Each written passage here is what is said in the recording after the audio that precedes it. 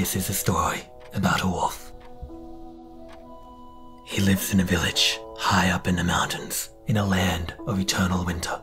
The snow and ice have molded him into a creature without dreams.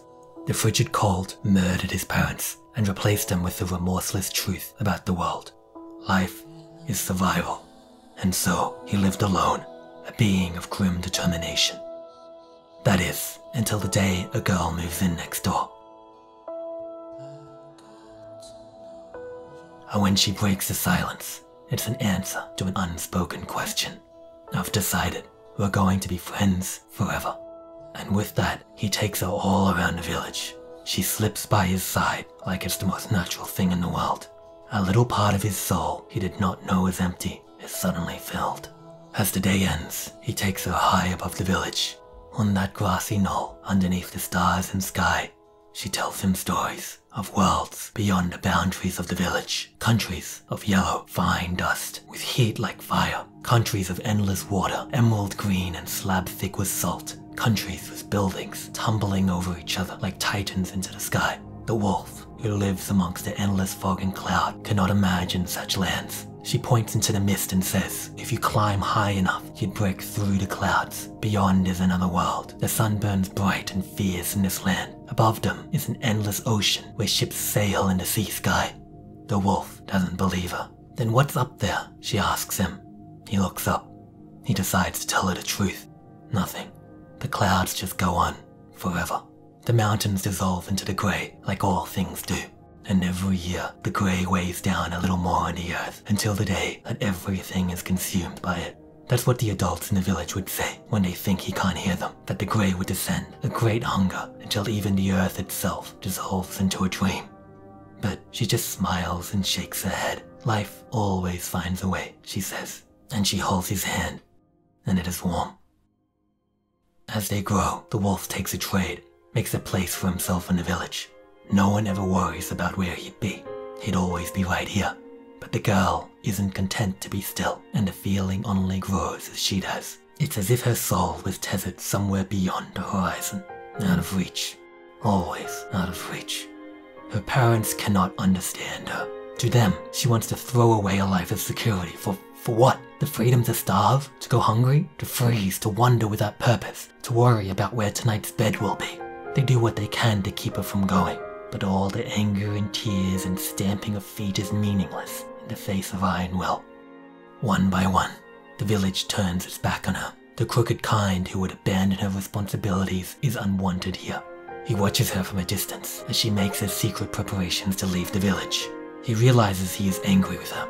She had told him they would be friends forever, and yet here she is, leaving him, alone. Again. The worst part is that she pretends everything is fine. Her smile remains unchanged, her laughter as bright as ever, as if leaving the village, leaving him, was as easy as breathing. It is a mockery. He finds himself making excuses not to see her, but she persists with the charade.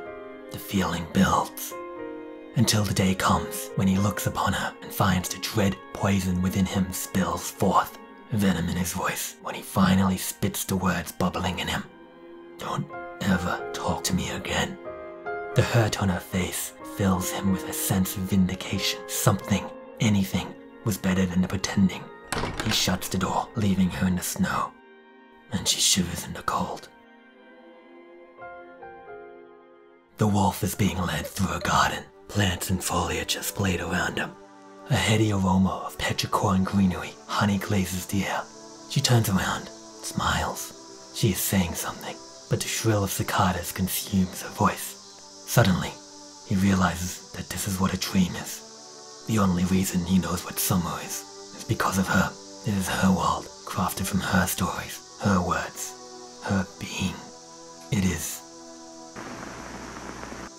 His smile is brim-filled with laughter and loneliness. In that instant, the wolf realizes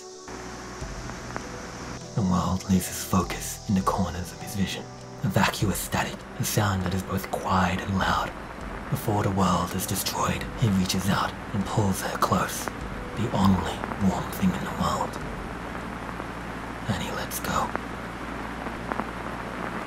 He wakes with a start, Reality arranges itself again. He had been working at the tannery, and then a dizziness had taken his legs from him, and darkness.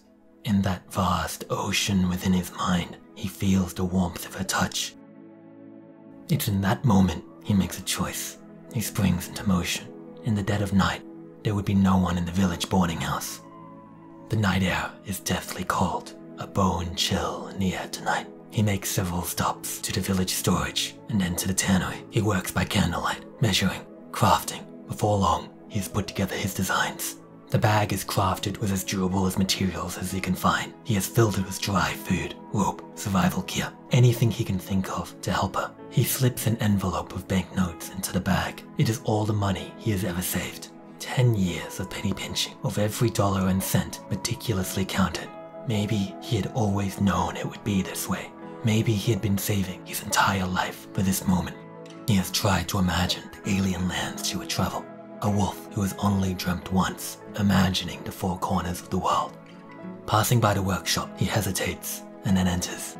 He whittles her a last gift, small enough to fit in the hand, a memento, so she won't forget where she came from. Tomorrow he will apologize. Tomorrow he'll make amends. Tomorrow he'll say goodbye. Love is called the most selfish emotion, but he realizes that love is simply wanting your cherished person to be happy, even if it means putting aside your own happiness. He is ashamed that he didn't understand that earlier. He's made one more gift, but it would wait until she'd returned. He's decided how much at least.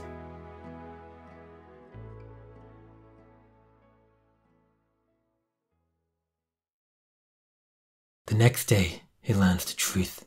After he had collapsed, he had been taken home to rest. Her fighting with her parents had reached a fever pitch. In an act of desperation, or misled good intentions, or simply retribution, they had stripped her of her belongings and cast her out of their home with violence.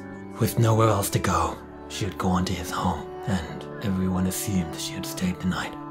With a grave knowledge that comes from certainty unwanted, he furrows up the mountain. On that grassy knoll, he finds her body. Curled like she is, it's as if she's just sleeping, perfectly preserved in the eternal winter snow. She never got to see the places in her head. She never even made it to the nearest town. Her travels had ended before they'd started. Her life had ended before it had started. They call it an accident. She had fled home, and then, irresponsible and foolhardy as she was, she decided to leave town in the middle of night. It was just bad luck that that night was the coldest night of the year. That's what they say as they bury her, a silly girl who had gotten herself killed. No wolf knows the truth. He had killed her. As surely as if he had wrapped his hands around her neck. He had killed her. He was supposed to be her friend. He had turned his back on her when she needed him the most, had left her without options. Whether she had gone up there to die or had simply nowhere else to turn, he had killed her. It is not until some time later that it hits him. His final act of cowardice takes the shape of a letter, previously hidden underneath the plate of apples on his bedside table. He had found it on the day they found her body, but the shame had consumed him. As surely as touching flame, his fingers burnt from the touch of the envelope's paper. It lies, silent, judging. Regret builds in him. It's your fault. The letter screams from within the envelope. This is all your fault. If you had been there for her, she would still be alive. He can't breathe, but deep down, he knows he owes it to her to read her letter, no matter how damning it is. Shaking, his fingers are tremble heavy. He holds the weight of his sins in both hands and... the regret and guilt forms into a demon that holds his ribs taut, pushes the air out of his lungs. The cowardly wolf cannot face her. He can't read her letter. He wants to howl into the winter air, a howl that would ring forever. But all that comes out is a whimper. Guilt is omniscient. You know it's guilt, because no one else blames him for what happened to her, and yet he knows with total certainty that it was his fault. Anyone who has ever lost someone like this knows this feeling, and everyone else does not. The guilt, reframed relentlessly over the rest of your life. If I hadn't been so focused on my vocation, if I hadn't been so wrapped up in my own feelings, if I hadn't been so argumentative, if I hadn't been so petty, if I hadn't been immature and instead just talked to her, if I had X, if I hadn't Y, she would still be alive. The truth is, there is no real answer here, because when you hit the bottom of that cycle, you wind back up the other way. Maybe if I had given her more space to think, if I had just told her how I felt sooner, if I had been with her, made her trip more safe, if only I...